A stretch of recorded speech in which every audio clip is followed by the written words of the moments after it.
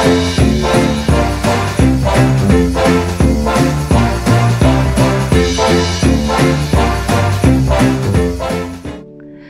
Tuhan, kita berjumpa kembali dalam acara sarapan yang akan memberkati kita semua pada pagi hari ini.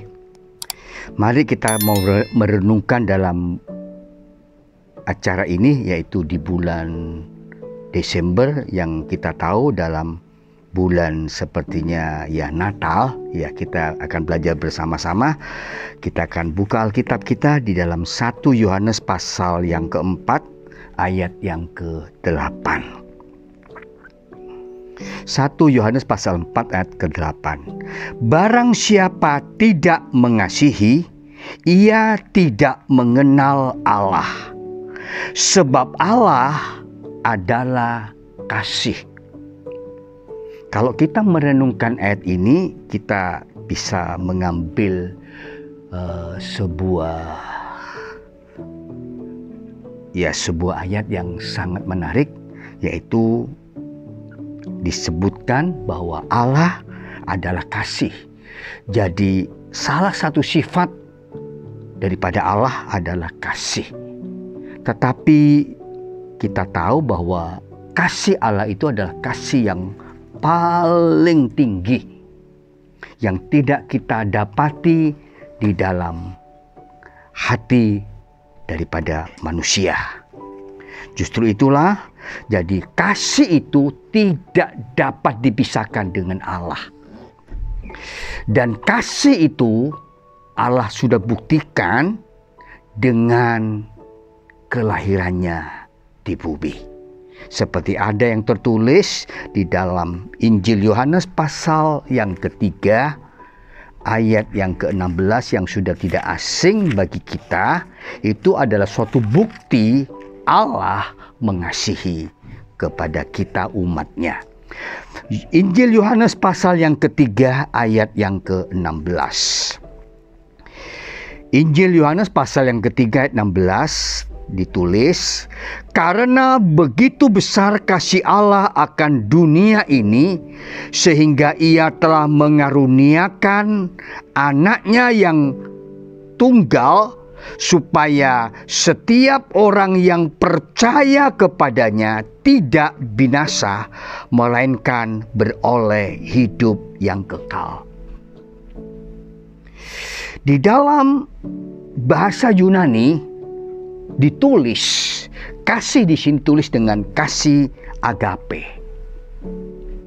Ternyata bahasa Yunani itu kaya sekali, sehingga kata-kata kasih yang terdapat di dalam Alkitab itu mereka tulis dengan kata-kata yang lain. Kalau kita pelajari, ternyata kasih itu ada 4 macam. Yaitu ada yang ditulis dengan kata agape, ada dengan kata eros, ada dengan kata philia, ada lagi dengan kata stroke. Jadi kalau kita pelajari di sana kan, kasih Allah itu adalah kasih yang tertinggi sekali dan tidak kita dapati dalam kehidupan atau hati manusia. Agape dalam bahasa Yunani itu mempunyai arti cinta yang tidak mementingkan diri sendiri. Kemudian arti yang lain dicatat di sana, cinta tanpa batas. Jadi agape itu mempunyai beberapa arti. Kemudian ditulis lagi cinta tanpa syarat. Nah, ditulis lagi di sana cinta yang bersifat total. Luar biasa. Justru itulah kalau kita melihat kasih daripada Allah itu sungguh luar biasa. Tetapi bagaimana dengan keadaan manusia di zaman yang terakhir ini? Kalau kita melihat Allah yang kita sembah adalah Allah yang penuh dengan kasih dan kasih adanya, dan Dia sudah buktikan dengan kelahirannya juru selamat yaitu Tuhan Yesus ke dalam dunia. Tetapi bagaimanakah dengan kasih manusia di zaman yang terakhir ini. Alkitab mengingatkan kepada kita di dalam 2 Timotius pasal yang ketiga. 2 Timotius pasal yang ketiga. Kita mulai dari ayat yang pertama. Ketahuilah bahwa pada hari-hari terakhir akan datang masa yang sukar. Sekali lagi saya baca, ketahuilah bahwa pada hari-hari terakhir akan datang masa yang sukar. Sukar dalam segala hal, termasuk sukar kita untuk menemukan kasih di dalam kehidupan atau hati manusia. Ayat berikutnya. Manusia akan mencintai dirinya sendiri dan menjadi hamba uang.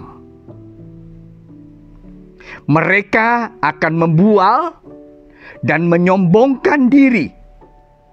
Mereka akan menjadi pemfitnah. Mereka akan berontak terhadap orang tua dan tidak tahu berterima kasih. Tidak mempedulikan agama. Ayat yang ketiga. Tidak tahu mengasihi. Tidak mau berdamai. Suka menjelekkan orang. Tidak dapat mengekang diri. Garang, tidak suka yang baik. Suka mengkhianat, tidak berpikir panjang. Berlagak tahu, lebih menuruti hawa nafsu daripada menuruti Allah. Ayat yang kelima, hati-hati kita perhatikan. Secara lahiriah, mereka menjalankan ibadah mereka. Tetapi pada hakikatnya, mereka memungkiri kekuatannya. Kelihatannya mereka rajin beribadah. Tetapi adakah, sekali lagi saya tanya, adakah kasih itu di dalam hati manusia? Kalau kita lihat bahasa Yunani, kasih itu ada 4 macam. Luar biasa. Saya teringat, bahkan saya juga ada suatu peristiwa yang terjadi di sebuah perkantoran. Ya, sebelum itu saya coba kita lihat dulu ke bahasa Indonesia. Kalau kita melihat bahasa Indonesia, kata-kata jatuh itu ya sepertinya ya jatuh. Misalkan jatuh dari lantai atas, ya tetap jatuh. Misalkan jatuh ke lubang, ya tetap jatuh. Jatuh dari sepeda motor, ya jatuh. Tetapi kalau kita melihat di bahasa Jawa, itu jatuh itu ada beberapa sebutan di sana. Sepertinya kalau jatuh karena ada benda di depan kita, namanya kesandung. Ya. Terus kalau jatuh bahasa Jawa, masuk ke air atau ke sungai, namanya apa? Nyemplung. Iya kan? Nah, kalau jatuh, ada lagi katakan delosor. Kemudian jatuh dari atas, ceblok, macam-macam. Tetapi bagaimana dengan kasih itu dalam hati manusia? Alkitab mengatakan, Yohanes pasal yang ke-15, ayat yang ke-13. Yohanes pasal yang ke-15 ayat yang ke-13. Tidak ada kasih yang lebih besar daripada kasih seorang yang memberikan nyawanya untuk sahabat-sahabatnya. Tidak ada selain Yesus.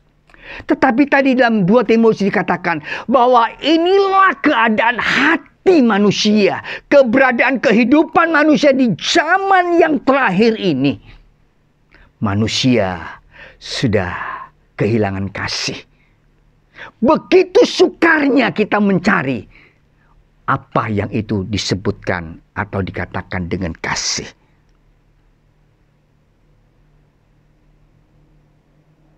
Biarlah kita mau koreksi setiap kehidupan kita. Kalau kita mengenal kepada Allah, berarti ada kasih di dalamnya. Tetapi bagaimana kita akan menemukan ciri-ciri orang-orang yang kita kategorikan masih ada kasih di dalamnya? Bagaimana kita akan menemukan ciri-ciri seseorang anak-anak Tuhan yang kita dapati bahwa dalam hatinya ada kasih? Alkitab menuliskan tentang hal ini di dalam Injil Yohanes pasal yang ke-14 ayat 21.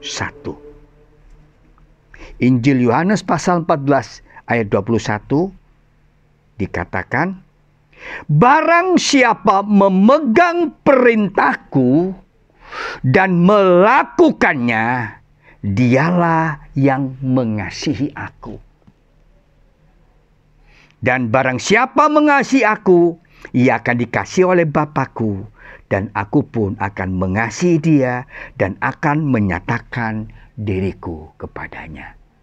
Barang siapa yang memegang perintah Allah, firman Tuhan, dan melakukannya, dia mengasihi Yesus. Kalau dia mengasihi Yesus, kita yakin kasih itu ada dalam orang itu.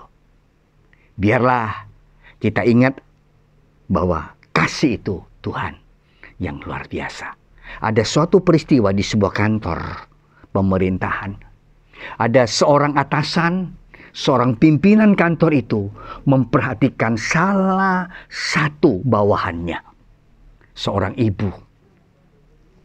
Kalau dia datang ke kantor, pimpinan ini memperhatikan, aduh, ibu ini diantar oleh suaminya, kemudian sampai di depan kantor.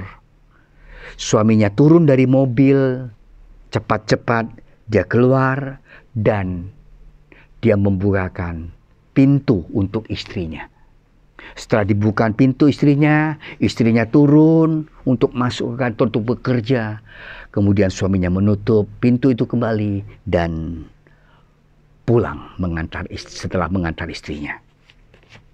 Hal itu menjadi perhatian dari seorang pimpinan kantor atau atasan ibu ini. Kemudian berselang dia perhatikan dari hari ke sehari. Timbullah di dalam pikiran si atasan ini. Sungguh bahagianya keluarga ini atau ibu ini dengan suaminya yang begitu setia, mengantar istrinya, kemudian membukakan pintu mobilnya dan mempersilahkan ibunya itu turun. Setelah diperhatikan, mulai dia berpikir, aduh, alangkah bahagianya, alangkah begitu bahagianya keluarga ini. Mereka saling mengasihi. Kemudian tanpa disadari, perhatian itu menarik perhatian si atasan. Kemudian pada suatu ketika dipanggillah ibu ini ke ruang kantor si atasan ibu ini. Kemudian setelah sampai di kantor, bertanyalah si atasan ibu ini kepadanya. Ibu, saya mau tanya, ibu sudah berapa lama menjalani rumah tangga ini? Sepertinya kok ibu senang sekali, bahagia sekali punya suami yang begitu setia. Oh, saya sudah menjalani sekitar 20 tahun, Bapak. Oh iya. Waduh, luar biasa ibu ya. Terus kemudian dia tanya kembali. Ibu, mau tanya, sudah berapa lama Bapak mengantar ibu ke kantor setiap pagi, kemudian membukakan pintu mobil yang ibu tumpangi, kemudian mempersilahkan ibu keluar. Baru sekitar 2 bulan, Pak. Loh, kenapa? Iya, Pak, karena pintu mobilnya nggak bisa dibuka dari dalam. Jadi Bapak yang, akhirnya itulah yang terjadi. Tidak seperti apa yang dia bayangkan. Ternyata ada hal-hal yang ternyata di luar apa yang dipikirkan oleh atasan itu. Tetapi mari biarlah lewat peristiwa ini kita akan mengambil suatu sikap bahwa manusia itu penuh dengan alasan. Penuh dengan tipu-tipu untuk melakukan sesuatu. Mungkin kasih atau melakukan suatu perbuatan, tapi ada sesuatu yang kita tidak tahu di balik yang dia kerjakan. Tetapi Allah yang kita sembah adalah Allah yang kasihnya adalah agape, yang tanpa batas, kasih yang tanpa syarat, dan luar biasa.